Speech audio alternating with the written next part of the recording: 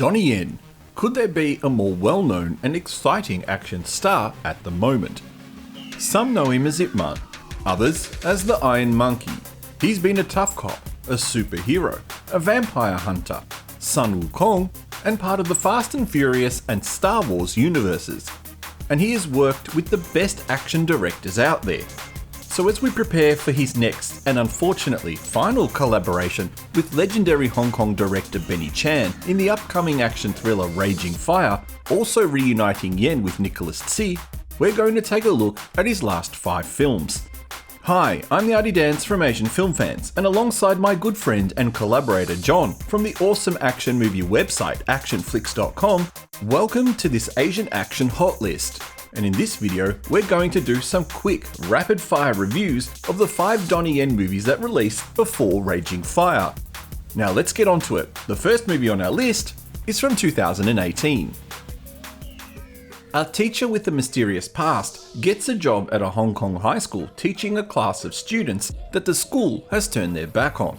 After 5 of the students are threatened with expulsion after a fight, the teacher gets involved in each student's life, turning their lives around and helping them to discover a passion for learning. Donnie Yen plays the teacher with the mysterious past in this drama film with action scenes. Yes, this isn't a pure action film, but the action scenes that are there are well crafted and enthralling enough to keep your attention, thanks to the action direction by Kenji Tanigaki, who later went on to direct Yen in Enter the Dragon, with Kawai Kam, assistant director on previous Yen movies, taking the helm on this one and doing a fantastic job. Part Dangerous Minds, part Dead Poet Society, and part Donnie Yen's usual good guy persona, this movie is very saccharine and feel-good in nature. Plot holes are quickly patched over in this rather pacey movie, and while it's full of cliches and stay-in-school propaganda, it's still a hell of a lot of fun, and the fight scene with the MMA crew in the locker room is one of the more energetic fights you've seen Yen feature in a while. John at Action Flix rates this movie 3.5 stars out of 5, and I give this movie a huge thumbs up. Yen's infectious smile and high-impact stunts blend in perfectly with the traditional Asian movie drama theme. An elite guard of the Emperor is frozen and awakes, unthaws 400 years into the future in modern-day Beijing. With the help of an orb, he is able to travel in time to change the past in hopes of saving his family, his village, and his emperor. Let's be honest here. The first movie from 2014 was utter rubbish. Set in Hong Kong, it was a strange mix of humour involving a deadly warrior time travelling into the future and being confused about modern tech. This sequel seems to have a very similar storyline, and quite frankly is not something I'm even remotely interested in watching. User scores online have commented that this is one of the worst Yen movies ever made, and considering how bad the first Iceman is, this must be an utter shocker that not even the most die-hard of Yen fans would sit through. John at Action Flix rates this movie 2 out of 5 stars, and since this movie is unseen for me, I'll withhold any rating, but quite frankly I can't see this being anything other than a massive thumbs down. In this 4th and final part of the mainline Ip Man movie franchise, the Grandmaster himself travels to the US to find a school for his wayward son, and while he's there, he catches up with a student who has managed to upset the local Chinese community by opening up a Wing Chun school and showing off the techniques in action movies.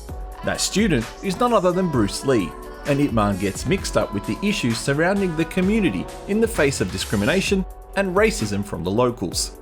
Going out on a whimper instead of the big bang that we hoped, this 4th installment isn't as action-packed or exciting as the 3 mainline movies beforehand. While Yen is terrific as always, there are moments where it feels like he would rather be somewhere else, probably on the set of Raging Fire, with some rather lackluster and short fighting scenes. Scott Adkins, playing Barton Geddes, is his usual excellent self, and alongside Chris Collins, they elevate the rather weak acting of the movie to bearable levels. But that's not saying much when their characters are still very one-dimensional, as seems to be the norm with Ip Man villains. While some people enjoy the exciting, if rather limited action, others lament the demise of the great franchise and heavy-handed racism themes that permeate throughout the whole film. John at Action Flix rates this movie highly, with 4.5 stars out of 5. I was lucky enough to watch this on opening day in China, and the reception at the time was positive. And I did enjoy it, but I haven't been able to bring myself to watch it again.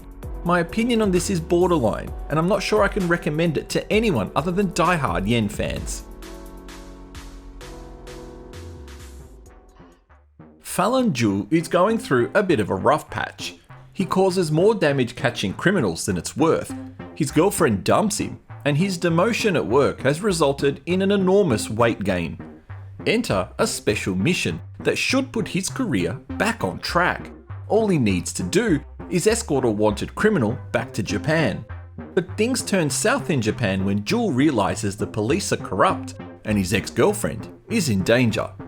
The 1978 Sammo Hung original is one of the funniest and most creative martial arts movies from Hong Kong, so it was with much excitement when this part remake, part reimagining was announced.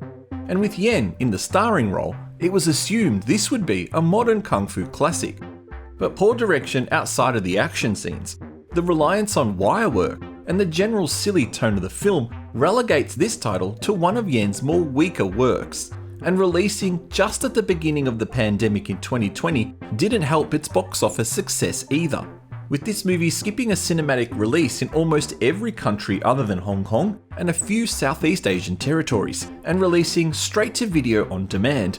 This movie flew under the radar of the key audience that probably would have enjoyed it the most. John at Action Flicks gives this movie 3.5 stars out of 5. I was very disappointed with this title, considering how much I loved the Sammo Hung original, and award this a thumbs down. When a teenage girl discovers that her father will be forced to join the war efforts due to his lack of a male heir, she takes his sword and armor and dresses up as a man to enlist under the family name. Proving her smarts on the battlefield, she is promoted and given more responsibility in the war efforts, while trying desperately in vain to keep her identity under wraps. Mired in controversy from the outset, this 2020 remake of the classic tale of Mulan frustratingly makes more changes to the story than needed. With a massive Chinese cast including Liu Yifei as Mulan, Gong Li as Xiang Niang, Jet Li as the Emperor, and Donnie Yen as the Commander, audiences were left bemused why a predominantly Asian-speaking cast was forced to speak in English for the entire film. Yen's role as the commander comes off the heels of his part in Star Wars for US audiences, proving a sense of familiarity against the rather unknown, in the US anyway, Liu Yifei. However, with all the negativity surrounding this film, it will be decades before the true impression of this film amongst movie lovers will be settled. Until then, John at Action Flicks gave this movie 3.5 stars out of 5. While my impression of this film was that it was rather entertaining, if pointless remake, of a story that's been done to death countless times. China produces around 3 to 5 Mulan-based movies and TV shows per year, and the only thing this movie has going for it is the budget of a studio like Disney, but that doesn't make it a must-watch. Thanks for watching this video. There's quite a few more Donnie Yen movies set to come out shortly after the release of Raging Fire, including The Monkey King: The Legend Begins and New Kung Fu Cult Master. Stay tuned here for more news and reviews on these and more Asian action films. Check back in the future as we will cover it all from the world of Asian action cinema. Don't forget to like this video and subscribe to see more, and to add actionflix.com to your favourites list.